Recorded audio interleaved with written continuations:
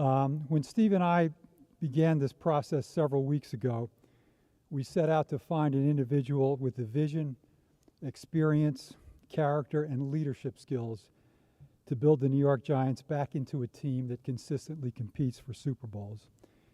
We believe we found that person in Joe Schoen.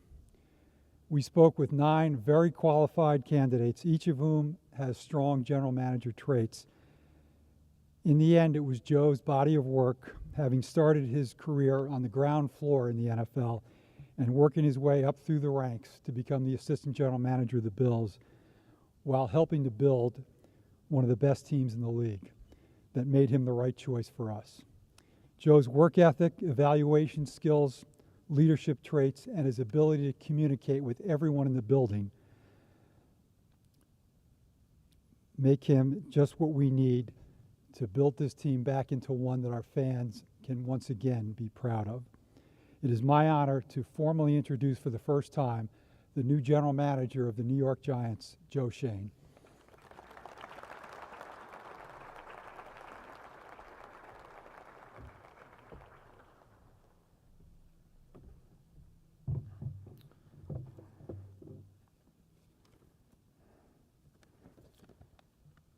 First off, I'd like to thank everybody for being here today.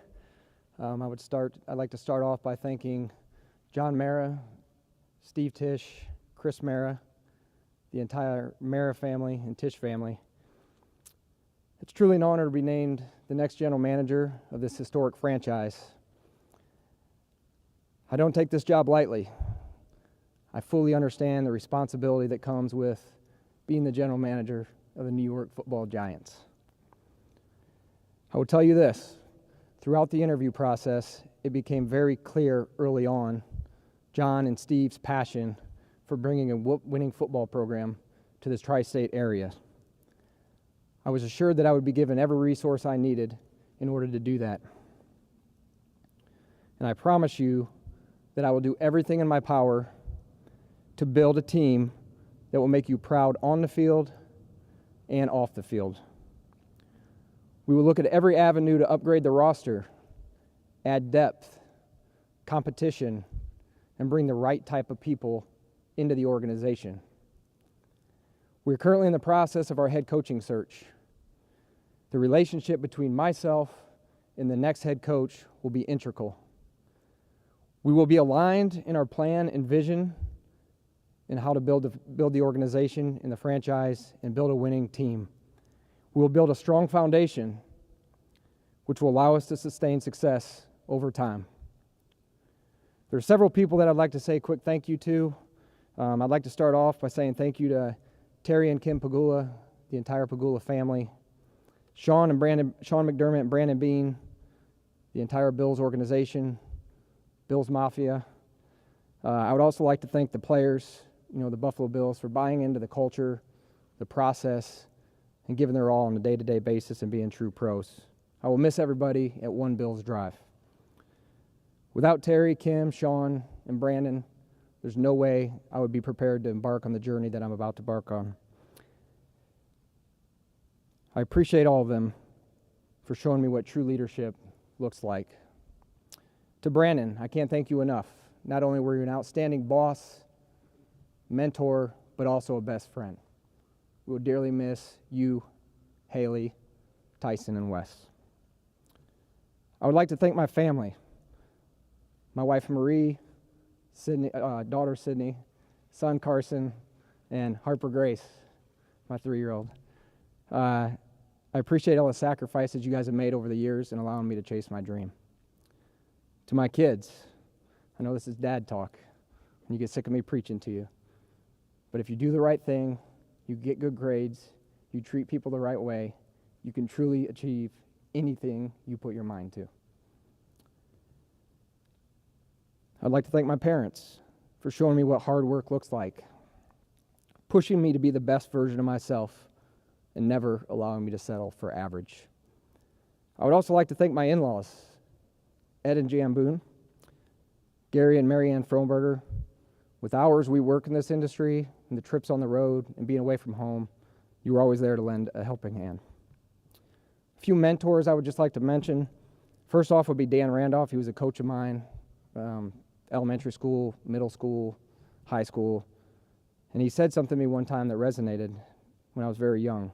If you learn how to work as hard as you can every time at everything you do, you will not know how to work any different way. And that resonated with a 5th grade basketball player from Elkhart, Indiana. And I wouldn't be here today without that advice. My high school coach, football coach Phil Teagarden, high school baseball coach Dick Seiler, high school basketball coach Steve Johnson. I'd like to thank my college football coach Nick Morozis, and then a few mentors that were very important to me in shaping my professional career: Jack Bushofsky, Marty Herney, Jeff Ireland, Bill Parcells, Dan Henning, Dennis Hickey, Chris Greer, and a few head coaches that I worked with that were very impressionable to me: John Fox, Tony Sperano, and Joe Philbin. A couple of dear friends of mine that I've also learned a ton from over the years and helped shape me into who I am as a professional: Ryan Cowden, Jeff Morrow, Brian Gain, Alonzo Highsmith, and Dan Morgan. Again, I can't tell you how thrilled I am to be here. I'm excited to get the new head coach in here. We're going to roll up our sleeves, and we're going to start building towards the 2022 season and beyond. With that, I'll open it up to questions. Raise your hands and identify yourself, please, when you have some questions.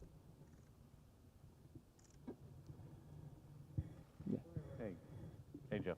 Jordan Ron on ESPN.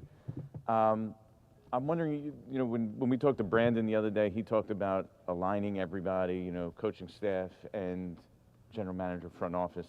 I'm wondering how you plan to do that structurally, and if there's any changes you're anticipating making here upon your arrival.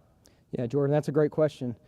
I've been in those seats over there before when a new general manager, new head coach comes into the building, and I've been one of those guys that were sitting there. Brandon Bean was sitting there before when a new general manager came into Carolina. So I'm a true believer in giving everybody an opportunity.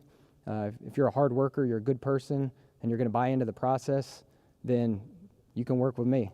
So I'm not coming in anticipating any changes, or I'm not going to make any statements. We got to do this. We're going to implement our process. Everybody's going to be evaluated. And right now I can tell you there's a lot of good people in that building that I'm looking forward to working with.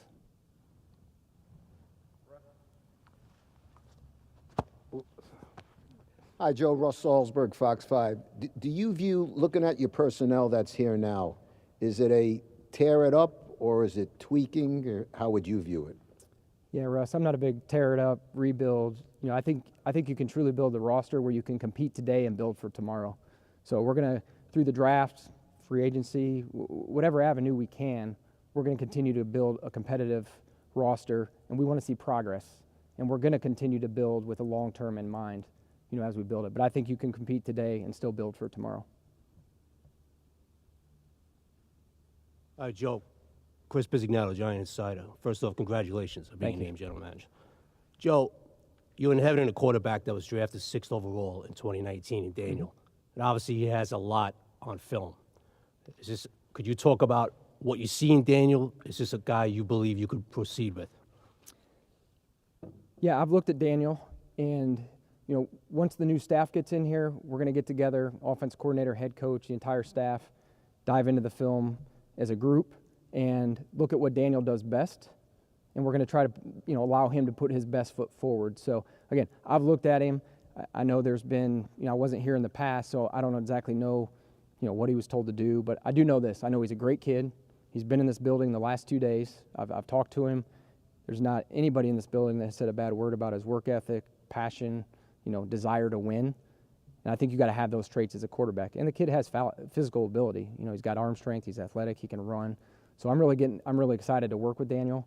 And again, when the new staff gets in here, we'll build an offense around Daniel to accentuate what he does best. Hey Joe, Daryl Slater, NJ.com. What particular qualities are you looking for in the next head coach? That's a good question. First off, leadership. You got to be able to lead the team. I think you have to be able to put together a good staff. I think it's imperative that you have coaches that have coached in the NFL, that have a proven track record. I think you got to be able to develop players. We have 11 draft picks. it's going to be important that some of those young players may have to, be major contributors for us in 2022. So the willingness to play young players. I think intelligence is important. I think being progressive in your approach to coaching, whether it's with analytics, when to go, when not to go, when to punt. I think you got to be open to all that stuff.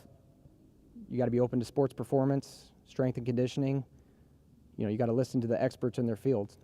And those are, some of the major qualities that I'm looking for, as we move forward. Hey, Joe, Mark Cannizzaro from the New York Post. With regard to the head coach, a lot's been made. Obviously, your two coordinators very well. What's the importance of your next head coach having head coaching experience, if that is important at all? And can you speak specifically to what Brian Daboll brings to the table? Yeah, all of our candidates bring, a different skill set to the table. So I'm not concerned if they've been a head coach before or if they haven't. I'm concerned with getting the best head coach for the New York Giants. So if they've got previous coaching experience, fine. If they don't, that's fine. Again, Brian Daboll I've worked with. I know Dan Quinn. I've got a lot of respect for him. Brian Flores is coming in. I know a lot of people in Miami. I got a lot of respect for him. So, specifically on Brian, he's got good qualities just like the rest of the candidates. So I don't want to speak on anything specific on him. But, again, it's going to be imperative somebody that's in lockstep with me that I can work with. We can have constant communication. And we're going to be aligned in our vision, as we build the football team. Joe, Mike Garofalo, NFL Network. I don't know if I'm talking. How are you, man? You just talked about analytics in reference to coaching, but it factors into what you guys do in the front office as well. I mean, how much of that, I know it's a hot button word, but how much of that is behind what you do, and how much is it, hey, sometimes you got to ignore the numbers a little bit and think outside the box? That's a good question. I think we use data innovation here instead of analytics, since it is a hot button. So, but no, I believe in it. Any tool that can help us win games or give us a competitive advantage, we're going to continue to push the envelope and find out what those are. So, to me, if it's going to help us in the draft process, with evaluations, or the free agency process with evaluations, or contract value, who do these players compare to? If it's going to help us with our practice schedule to keep guys healthy, keep guys on the field. If guys are running too much or working too hard, or there's signs, you have to be open-minded to the information. It's a piece of the puzzle. It's not going to drive the entire process, but it's another tool that we need to use in order to, get whatever competitive advantage we can and make the best decisions we can for the New York Giants.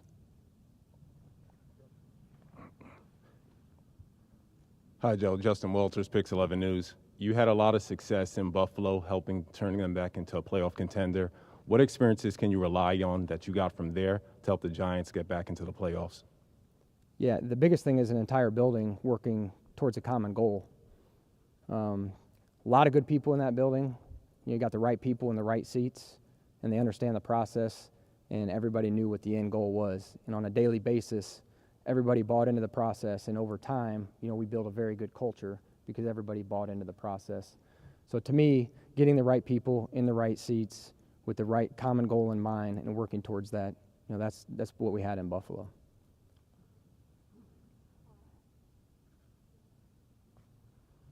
Hey, Joe. Paul Schwartz from the New York Post. In any interview, you interview them and they interview you. When you came into this building and talked to the Giants people here, what did you sense from them? This team's done a lot of losing. You've been part of an operation that's done a lot of winning. What did you sense from this group and either desperation or just, the need to turn things around quickly? There's two banners behind you there that said this team used to win a lot of games. Yeah, again, I wasn't here in the past, so I can't speak on that. But like I said in my opening statement, in the interview, it was John, Steve, and Chris. And you can feel their passion and desire to do whatever it takes to get back and get two of those.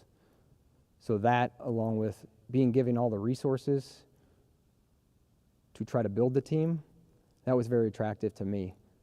And the history of this franchise, ever since I've been in the NFL, in 2000, I started in 2000. In 2001, I was at Carolina. John Fox came in 2002. He came from the Giants. And he always put the New York Giants in high regard. And that's the reputation around the NFL. This is a very good job.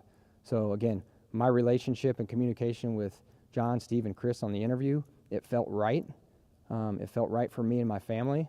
And we're going to be given the resources to do what we need to do. And it checked all the boxes for me.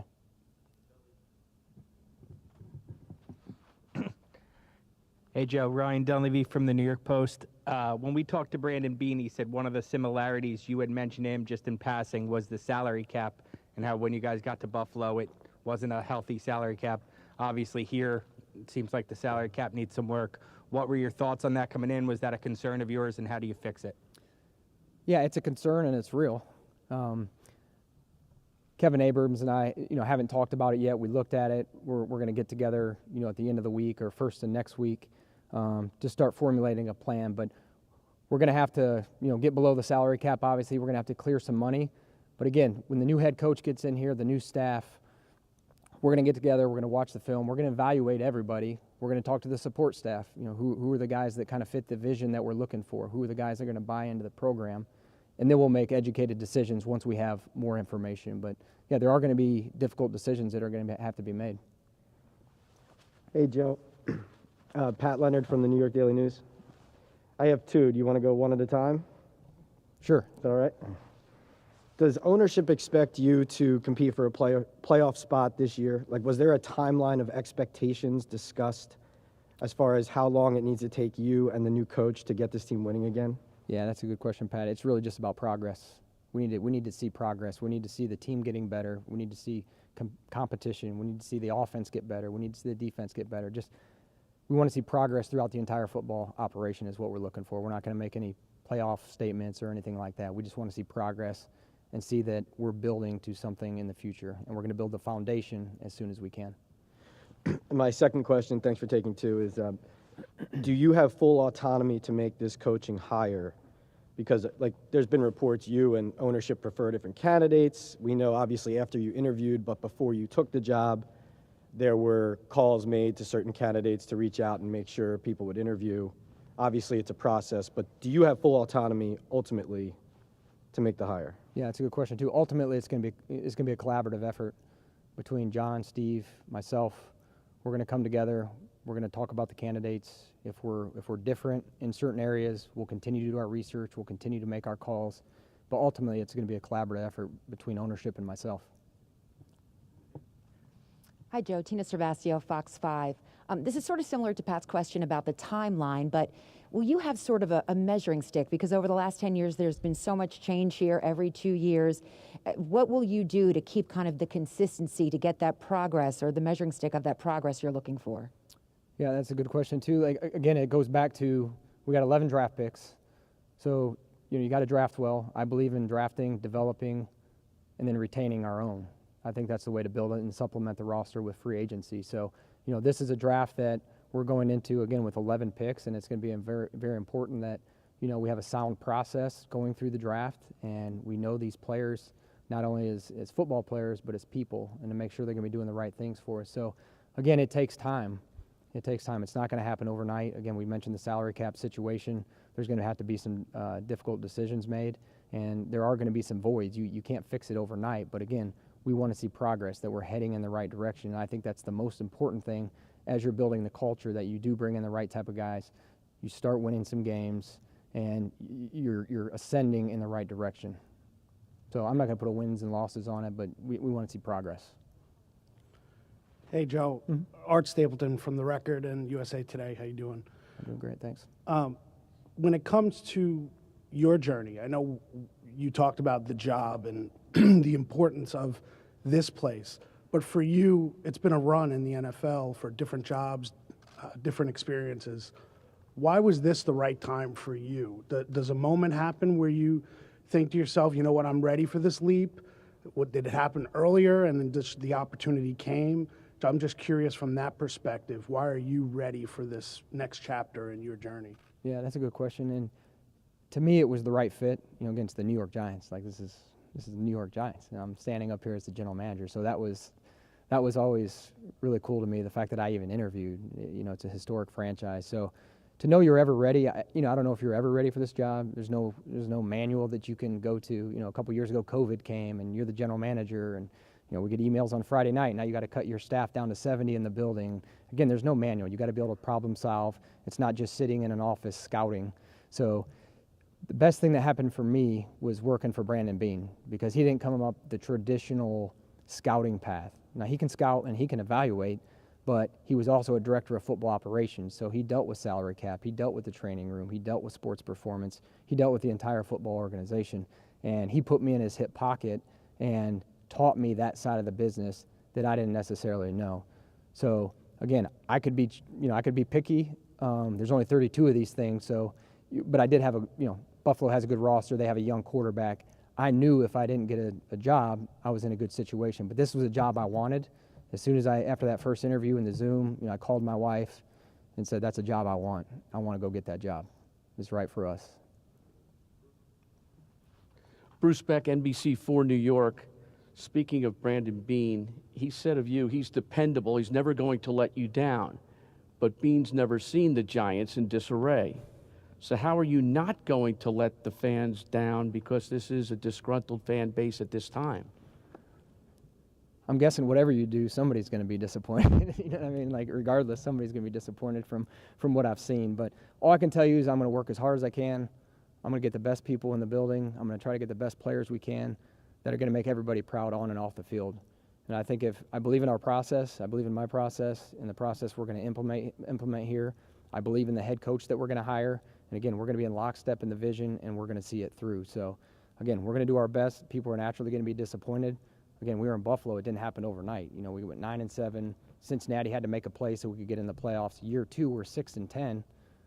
And it took to year 3 where we finally made the playoffs. And again, it's going to take time. It's not going to happen overnight. Joe, Tom Rock from Newsday, how are you? You talked about, you've mentioned a couple of times with the head coach, shared vision. What is that vision? What do you see happening here? Yeah, again, what we'll do is get together a staff, find out what they, be very clear with your defined roles that you want in each player. That makes it easier for all the scouts to go find those type of players. We're going to want to be smart, tough, and dependable. We're going to want guys that want to do the right things, team players, selfless in the approach for a championship. So we're going to have a concerted effort through free agency, draft, or whatever it is to get the right type of guys in here that have the DNA, that have talent, that have character, and that have the right habits. And I think if you have enough of those guys that also have talent, you're going to have a good football team.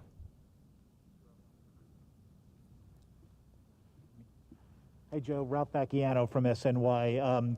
I know when you inherited this team, obviously you knew the record, you knew the record for the last few years, and probably the outside perception that the roster wasn't very good. But I'm curious, when you looked at it, did you evaluate the roster and think there is more here than maybe the record indicates, or is the task really as big as it looks from the outside? Yeah, I think when everybody was on the field together, I think there's some pieces. You watch that New Orleans game, that's a game I reflected upon where, some of their better players made good plays down the stretch. So, I do think there are pieces in place. Again, I think with you add, a young foundation through the draft, again, I want to see progress. Obviously, there's some positions that, are a little bit more devoid of talent than others. So again, we're going to look to add talent across the board. And again, just to see progress and put a competitive, team on the field next year is very important. Joe, Tom Canavan with the AP. In roughly about 5 weeks, you have free agency. In April, you have the draft. How much can you bring from Buffalo, which will prepare you for those things coming up shortly? Yeah, fortunately, I was able to get on the road, quite a bit this year. So, Buffalo, I'd already seen rounds 1 through 4 on our board. So I'm in a good spot on the college draft.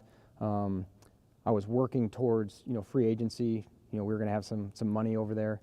So, I probably need to catch up a little bit on free agency, but, my first priority will get us in good, we got to get the cap down this year. And again, the tough decisions I mentioned earlier, but I'm in good shape from the draft. Again, it's a condensed timeline. When Brandon and I got to Buffalo, it was in May. So, there's 90 guys on the roster. You really got to know the guys, go through camp before you made any type of decisions where, it's accelerated now because it's January and I got to make those decisions shortly. So again, once the staff gets here, we'll evaluate the roster and we'll make the decisions accordingly. But I'm in good shape in terms of the draft. We'll see what our needs are and start diving into the free agency. Hey, Joe, over in the middle here. Mark Cannizzaro from the New York Post. obviously, you know the history here in terms of the last couple coaches here, two years and out and whatnot. There has not been continuity. I'm curious, you've been a part of a good continuity situation in Buffalo where you've had a chance to build with the same coach. Can you address the importance of that? And when you were speaking with John and Steve in the interview process, did you get a feel for them that, you know, how important that is to kind of, you know, set this thing back on the tracks, so to speak?